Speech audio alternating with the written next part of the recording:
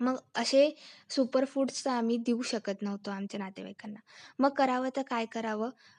मग आमच्या लक्षात आलं, की बीइंग अ बायोटेक्नॉलॉजिस्ट, आम्ही दोघंही बायोटेक्नॉलॉजिस्ट आहोत. आम्हाला एका सुपर फूडबद्दल माहिती होतं आणि तेच सुपर फूड म्हणजे स्पिरुलिना.